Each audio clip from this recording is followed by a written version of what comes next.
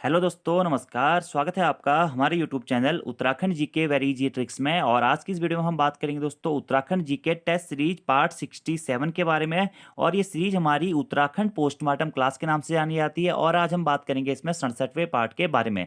अगर आपने इससे पहले के 66 वीडियोज़ नहीं देखी है दोस्तों, तो वो वीडियोज़ आप जरूर देख लीजिएगा। आपके एग्जाम्स में आपको वो वीडियो बहुत ज़्यादा बेनिफिशियल देने वाली हैं। इसी के साथ में दोस्तों अभी हाल ही में यूकेपीएससी यानी कि उत्तराखंड लोक सेवा आयोग द्वारा सहायक समीक्षा अधिकारी का एग्जाम पेपर करवाया गया था। उसमें उत्तराखंड के 20 से 25 प्रश्न आए थे। तो काफी सारे लोग कमेंट कर रहे थे कि सर आप वो पेपर को करा दीजिए। देखिए दोस्तों, वो मैं पूरा पेपर आपको कराऊंगा, लेकिन पोस्टमार्टम क्लास के माध्यम से आपको मैं वो कराऊंगा। और आज हम उसी समीक्षा अधिकारी के 10 प्रश्नों के बारे में बात करने वाले हैं जो कि पूछे गए थे। और दोस्तों यकीन मानिएगा, 10 के 10 प्रश्न आप इससे पहले की पोस्टमार्टम क्लासेस के ओनली 66 वीडियो देख लीजिए। इस 10 के 10 प्रश्नों या इस पेपर में जितने भी प्रश्न आए हैं ना, सभी के सभी प्रश्न लगभग लगभग मैंने आपको पोस्टमार्टम क्लास में करवा रखे हैं। तो जो भी मित्र बहुत अच्छी तरीके से इस क्लास को देख रहा है, उसको एग्जाम में फायदा दोस्तों जरूर मिलेगा। वीडियो पसंद आती है तो वीडियो को लाइक जरूर करें, कमेंट जरूर करें और अपने दोस्तों के साथ में भी वीडियो को शेयर जरूर करें। देखिए दोस्तों, अगर आप लोग वीडियो को शेयर करेंगे, अच्छे व्यू जाएंगे, तो हमें भी मोटिवेशन मिलता है और हम और ज्यादा अच्छी वीडियो आपको प्रोवाइड करने की कोशिश करेंगे। और अभी तक आपने प्ले स्टोर से हमारी application Uttarakhand GK very easy tricks download नहीं करी हुई है, तो उसे भी दोस्तों आप जरूर डाउनलोड कर लीजिएगा। वहां पर आपको कई सारी टेस्ट सीरीजेस मिल जाती हैं। और आप लोगों का जो वीडियो कनिष्ठ सहायक और सचिवालय सुरक्षा कर्मी का एग्जाम है दोस्तों, वह सितंबर अक्टूबर माह में होने वाला है। यह लगभग लगभग 99% दोस्तों श्योर है। तो आप तैयारी करना शुरू कर दीजिए। पुरानी क्लासेस देख लीजिए, मैराथन क्लासेस देखिए, और कई जो करंट अफेयर का सेक्शन है उसे भी आपको कंप्लीटली देखना है। चलिए शुरू करते हैं। आज का हमारा पहला क्वेश्चन है कि निम्नलिखित नदियों में से किस नदी के उद्गम क्षेत्र में सर्वाधिक हिमानियां अवस्थित हैं? यमुना, भागीरथी, अलकनंदा या फिर पिंडर? तो भागीरथी नदी के उद्गम क्षेत्र में सर्वाधिक हिमानियां अवस्थित हैं। भागीरथी नदी का उद्गम कहाँ कहाँ से होता है दोस्तों? गंगोत्री ग्लेशियर स्थित, गंगोत्री ग्लेशियर उत्तरकाशी जनपद में स्थित गंगोत्री ग्लेशियर स्थित गोमुख नामक स्थान से भागीरथी नदी का उद्गम होता है। और जो एक गंगोत्री ग्लेशियर है दोस्तों, आप लोगों ने अधिकतर पढ़ा होगा कि उत्तराखंड राज्य का सबसे बड़ा ग्लेशियर है। कौन सा?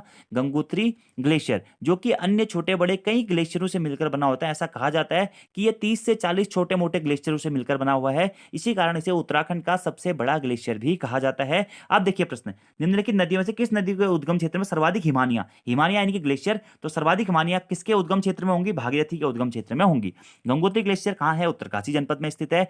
और गंगोत्री ग्लेशियर किस आकार का ग्लेशियर है दोस्तों? ये पिरामिडी आकार का ग्लेशियर है और उत्तराखंड का सबसे बड़ा ग्लेशियर है।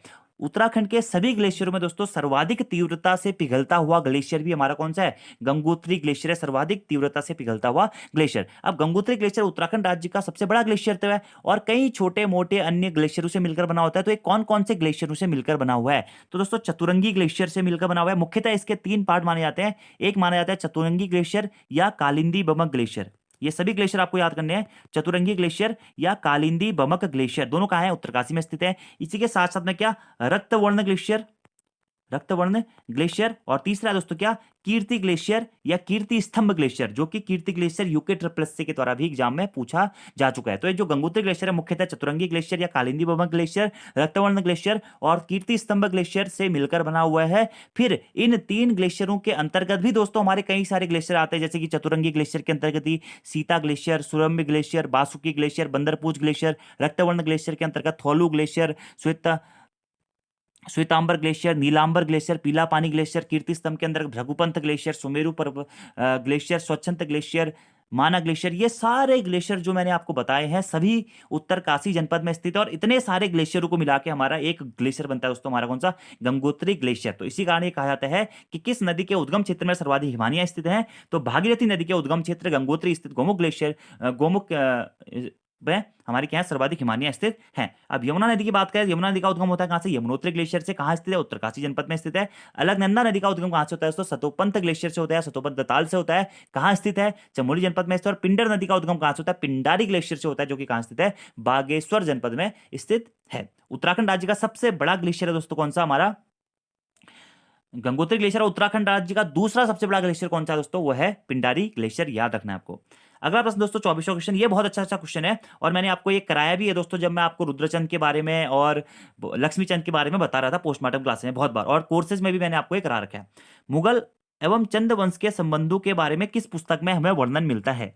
अब मुगल और चंद वंश के संबंधों के बारे में जहांगीरनामा, बाबरनामा, अकबरनामा या नुस्खा ए दिलकुशा। दोस्तों मेरे अनुसार इसके दोनों आंसर होने चाहिए, अकबरनामा भी और जहांगीरनामा भी। अकबरनामा यानी कि आईने अकबरी और जहांगीरनामा यानी कि तुजुक ए जहांगीरी, दोनों पुस्तकों में हमें मुगल और चंद शासकों के बारे में वर्णन मिलता है। अब देखिए जो अकबरनामा है दोस्तों, अकबर के समकालीन उत्तराखंड में कौन राजा था? वो चंद राजवंश का वो था दोस्तों रुद्रचंद।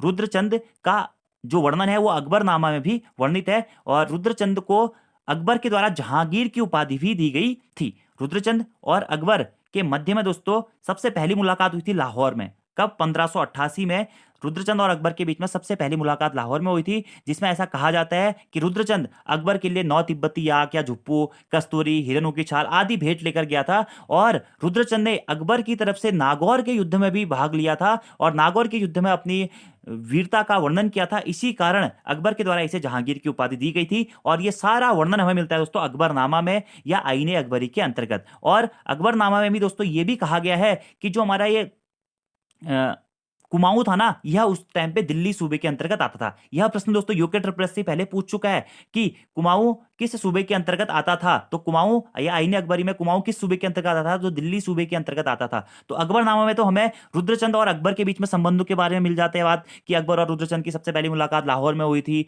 अकबर के द्वारा रुद्रचंद को 9 लखिया माल या 84 माल का परगना दिया गया और उसकी मदद के लिए लोगों को भेजा गया। अकबर के सेनापति जो हुसैन खां टिकुणिया था और रुद्रचंद के मध्य में इकफा युद्ध हुआ था, जिसमें रुद्रचंद जीत जाता है, हुसैन खां टुकड़िया को हरा जाता है, जिस कारण क्या होता है रुद्रचंद से काफी प्रसिद्ध होता है, काफी प्रभावित होता है अकबर और अकबर फिर उसे अपने से मिलने का आमंत्रण प्रदान करता है और एट लास्ट में 1588 में इनकी मुलाकात होती है लाहौर में। इसके बाद में हमारे चंद और मुगलों के मध्य में एक सौहार्दपूर्ण संबंध या एक अच्छे संबंध हमें देखने को मिलते हैं। और रुद्रचंद का पुरोहित भी दोस्तों बीरबल कहा जाता है। बीरबल को ऐसा माना जाता है कि ये रुद्रचंद का भी पुरोहित था। तो आप सोच सकते हैं कि मुगलों और चंद राजवंश में यहाँ पे क्या थे? मैत्रीपूर्ण संबंध थे। तो अकबरनामा में हो गया। दूसरा दोस्तों क्या है? जहांगीरनामा। जहांगीरनामा में भी हमने पढ़ा था दोस्तों, फिर रुद्रचंद का बेटा कौन होता है? वो होता है लक्ष्मीचंद।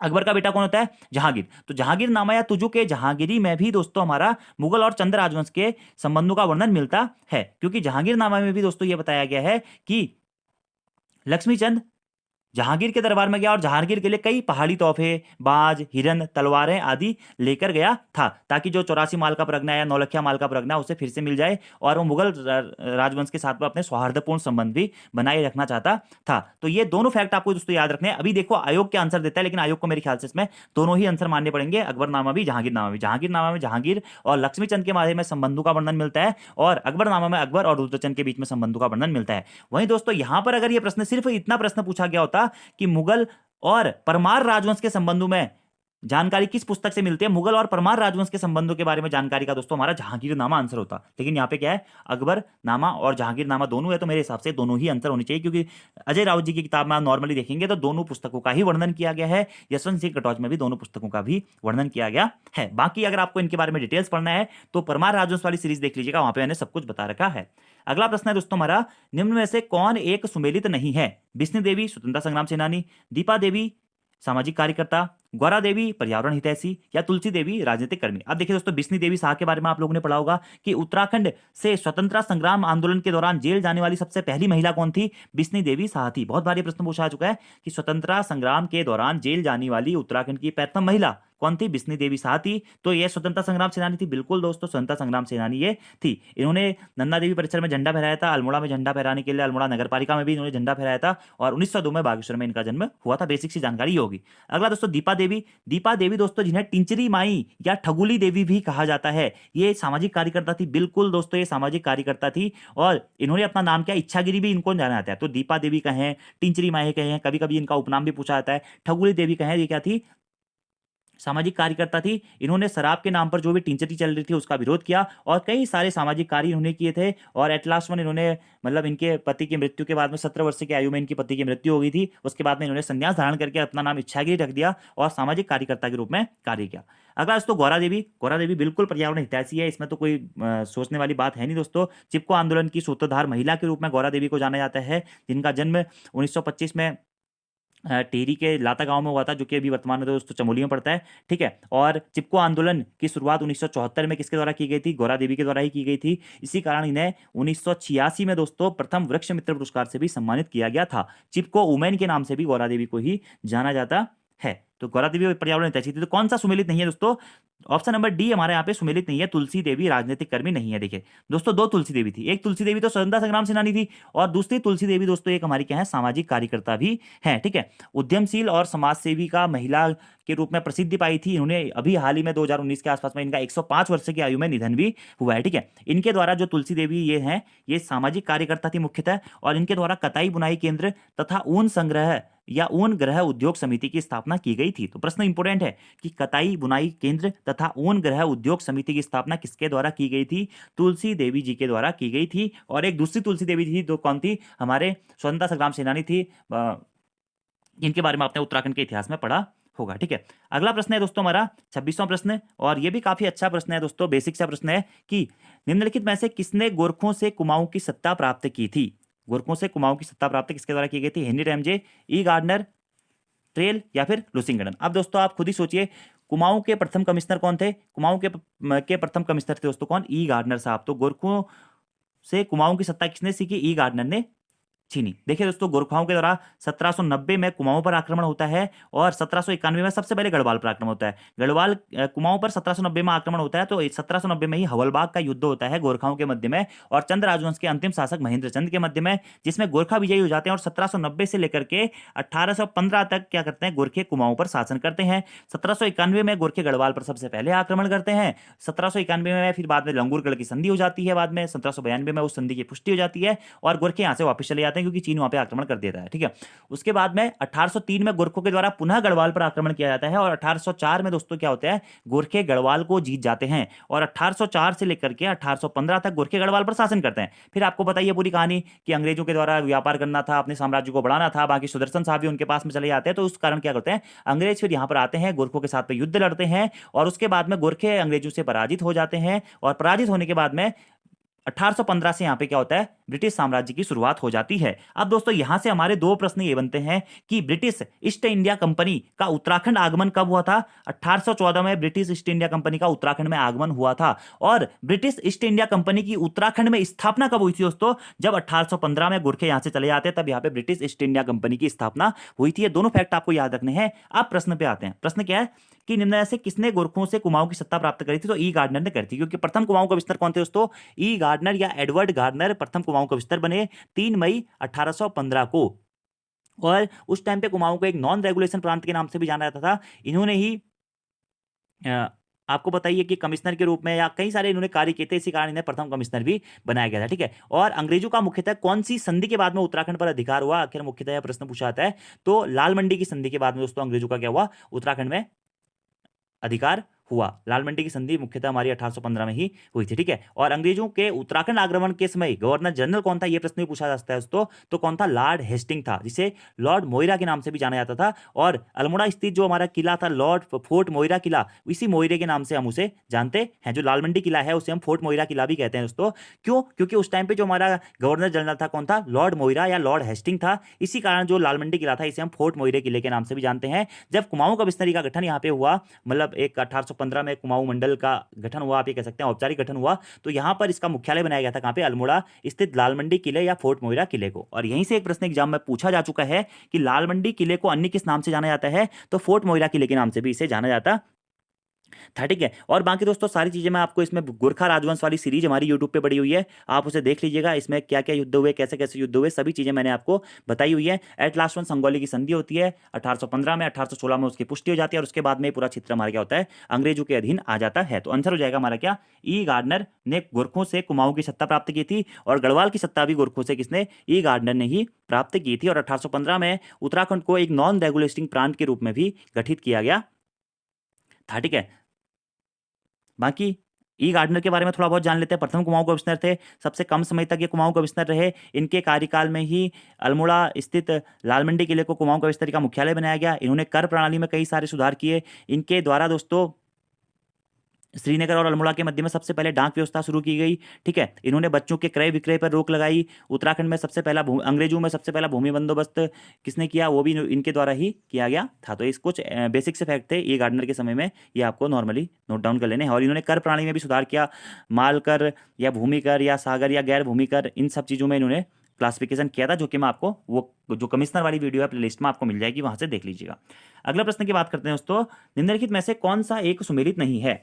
मतलब यहाँ पे वन्य जीव विहार के बारे में आपका ये प्रश्न पूछा गया है। गोविंद, उत्तरकाशी, अस्कोट, पिथौरागढ़, बिनसर, अल्मोड़ा या सोना चमोली। देखिए दोस्तों, गोविंद वन्यजीव विहार हमारा कहाँ स्थित है, उत्तरकाशी जनपद में स्थित है। बिल्कुल सही है दोस्तों, 1955 में हमारी गोविंद वन्यजीव विहार की स्थापना हुई थी। ठीक है, 1955 में। अगला है अस्कोट वन्यजीव विहार, पिथौरागढ़ जनपद में स्थित है। बिल्कुल सही है दोस्तों, अस्कोट वन्यजीव विहार की स्थापना 1986 में हुई थी। और सर्वाधिक कस्तूरी मृग कहाँ पे पाए जाते हैं, अस्कोट वन्यजीव विहार में ही पाए जाते हैं। बिनसर वन्यजीव विहार दोस्तों अल्मोड़ा में स्थित है। बिल्कुल सही है, और बिनसर वन्यजीव विहार की स्थापना हुई थी 1988 में, अल्मोड़ा में स्थित है। तो कौन सा सम्मिलित नहीं है दोस्तों, सोना नदी, सोना वन्यजीव विहार, या इसे सोना नदी वन्यजीव विहार भी कहते हैं, जो चमोली में ना होकर कहाँ है दोस्तों, ये पौड़ी गढ़वाल जनपद में स्थित है। कहाँ पे, पौड़ी गढ़वाल जनपद में स्थित है। और इस सोना नदी वन्यजीव विहार की स्थापना कब हुई थी, 1987 में इसकी स्थापना की गई थी। ठीक है, उत्तराखंड राज्य का सबसे बड़ा वन्यजीव विहार कौन सा है दोस्तों, ये प्रश्न पूछा जाता है। तो केदार वन्यजीव विहार है। क्या, केदार वन्यजीव विहार, जिसकी स्थापना कब होती है, 1972 में केदार वन्यजीव विहार की स्थापना होती है। कहाँ है, चमोली और रुद्रप्रयाग में इसका विस्तार पाया जाता है। ठीक है, और उत्तराखंड राज्य का सबसे छोटा वन्यजीव विहार कौन सा है, यह प्रश्न पूछा जाता है दोस्तों। तो मसूरी वन्यजीव विहार है, जिसकी स्थापना कब होती है, 1993 में की जाती है। और मसूरी वन्यजीव विहार हमारा देहरादून में स्थित है। उत्तराखंड में कुल कितने वन्यजीव विहार है दोस्तों, तो उत्तराखंड में मुख्यतः हमारे 7 वन्यजीव विहार, 7 वन्यजीव विहार स्थित है। ठीक है, और एक और वन्यजीव विहार हमारा बता, नंदौर वन्यजीव अभ्यारण्य या विहार 2012 में इसकी स्थापना हुई थी। और ये नैनीताल और चंपावत के मध्य में स्थित है, या उधमसिंह नगर जनपद के मध्य में स्थित है। तो ये वन्यजीव विहारों का हमने पोस्टमार्टम कर दिया है। और यहाँ से दोस्तों बार बार प्रश्न पूछे जाते हैं, आपको नोट डाउन कर लेना है।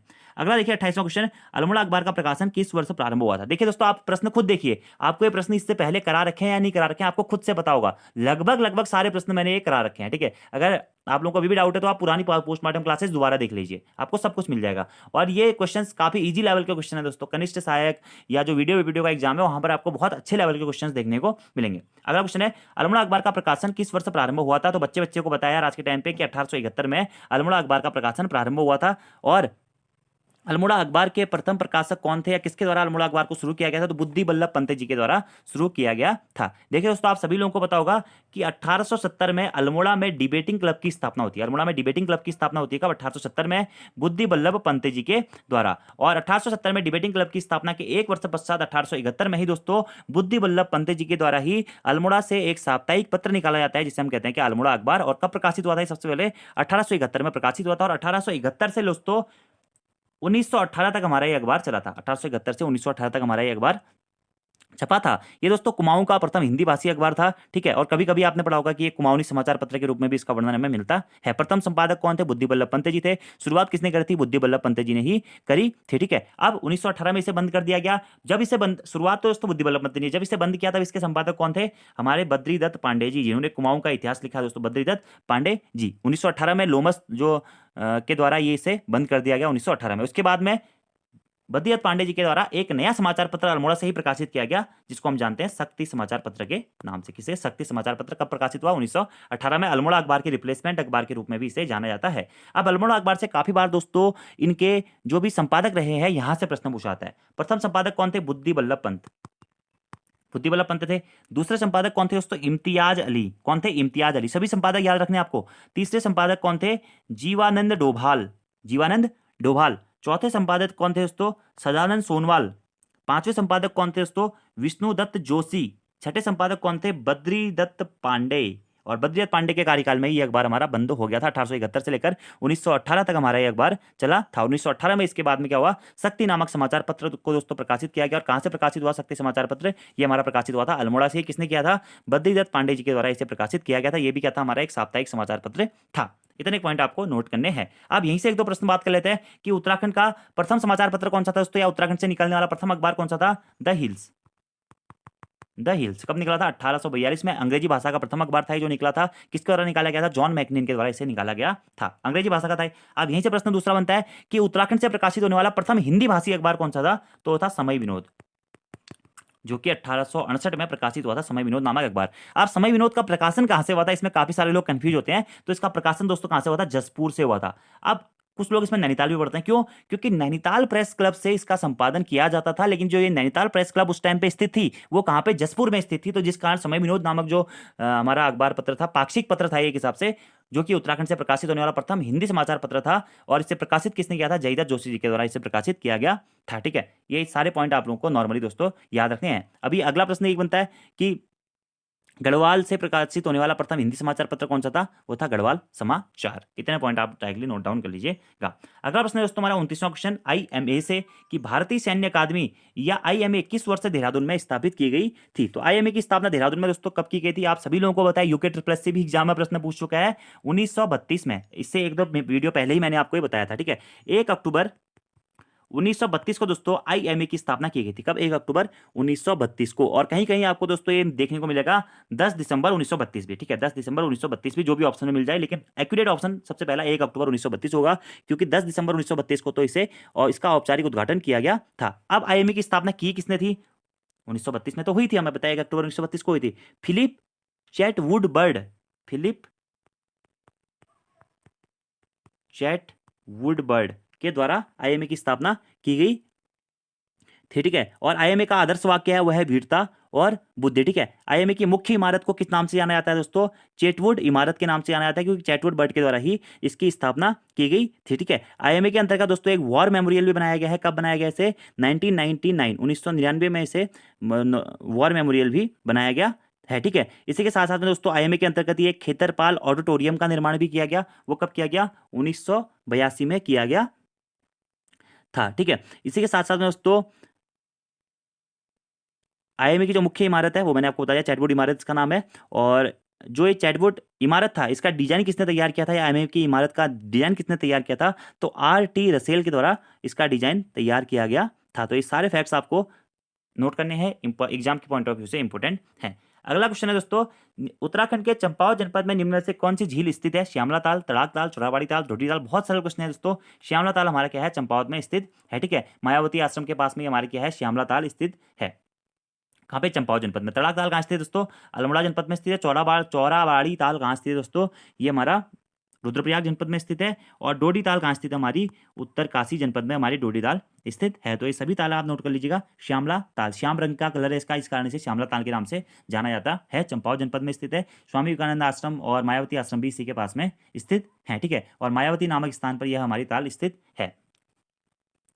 अगले प्रश्न की बात करते हैं, और आज का हमारा लास्ट क्वेश्चन है दोस्तों, कि उत्तराखंड सरकार द्वारा प्रारंभ की गई वीर चंद्र सिंह गढ़वाली स्वरोजगार योजना किससे संबंधित है। तो वीर चंद्र सिंह गढ़वाली स्वरोजगार योजना पर्यटन से, चिकित्सा से, प्राथमिक शिक्षा से या अति प्रवाह से। तो ये दोस्तों पर्यटन से संबंधित है। अभी आप इस पोस्टमार्टम क्लास से जस्ट पहले वाली पोस्टमार्टम क्लास देख लीजिए दोस्तों, 66वां पार्ट, उसमें ही मैंने ये प्रश्न कवर अप किया हुआ है वीर चंद्र सिंह गढ़वाली पर्यटन रोजगार योजना के बारे में। जब हम ऊर्जा वाला टॉपिक पढ़ लेते हैं, वहां पे मैंने आपको जब यूपीसीएल पिटकोल और इसकी स्थापना के बारे में बताया था, तो इस योजना के बारे में भी बताया था, और उत्तराखंड को किस रूप में विकसित किया जा रहा है, ये सारे फैक्ट मैंने आपको वहां पे बताए थे। ठीक है, तो वीर चंद्र सिंह गढ़वाली पर्यटन स्वरोजगार योजना, इसका पूरा नाम क्या है, वीर चंद्र सिंह गढ़वाली पर्यटन स्वरोजगार योजना है। और इस योजना की शुरुआत कब से की गई थी दोस्तों, इस योजना की शुरुआत हुई थी 2002 से। ठीक है, 2002 से इस योजना की शुरुआत हुई थी, और 1 जून 2002 से वीर चंद्र सिंह गढ़वाली पर्यटन स्वरोजगार योजना की शुरुआत की गई थी। इसके तहत दोस्तों पर्यटन विभाग के कहने पर बैंक अगर कोई भी व्यक्ति पर्यटन का कार्य शुरू करना चाहता है तो उसको लोन प्रोवाइड करवाएगा। ठीक है, 1 जून 2002 से इसकी शुरुआत हुई थी,